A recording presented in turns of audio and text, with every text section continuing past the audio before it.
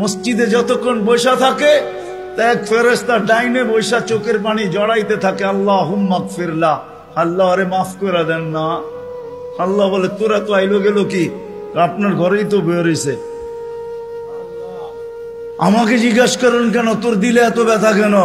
আপনার ঘরেই তো বের হইছে, বন্দা তো আপনারই সৃষ্টি, সেরা তো আপনিই বানাইছেন। ও যদিও না কান্দে তো আমি ওর পক্ষ হয়ে একটু কান্দতেছি, অসুবিধা কি? আরেকজন বলে আল্লাহুম্মা আরহাম আলাইহি, আল্লাহর উপরে দয়া করেন না। আপনার ঘরে বসে রইল, তারপরে যদি দয়া না করেন তো বাজারে গেলে করবেন, ওটা তো দয়ার জায়গাই না। কি করে না করে না দোয়া? যতক্ষণ মসজিদে বসে থাকে আরেকজন নামাজের সওয়াব লিখতে থাকে।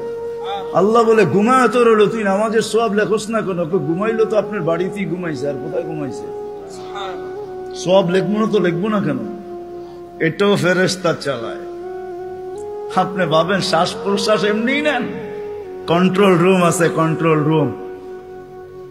হ্যাঁ, হাবায়েক ফি আখবারিল মালায়েক কিতাবে আছে, জালালউদ্দিন সুয়ুতি রহমাতুল্লাহ আলাইহি লেখা।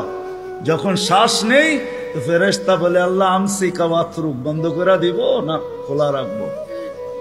আল্লাহ 1,60,000 বার মেসেজ থ্রো করে, অটো উতরুক আলী আবদি আজাল, খোলা রাখ, সীমা রেখা দেওয়া আছে। যেদিন সীমা রেখায় আসবে ওই দিন বলবো টানবো তো আর ছাড়তে দিবি না, ছাড়বো তো আর টানতে দিবি না।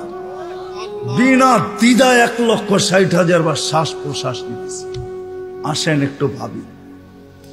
সুর তো আমার কাছে নাই যে আমি আপনাদেরকে পাগল করব।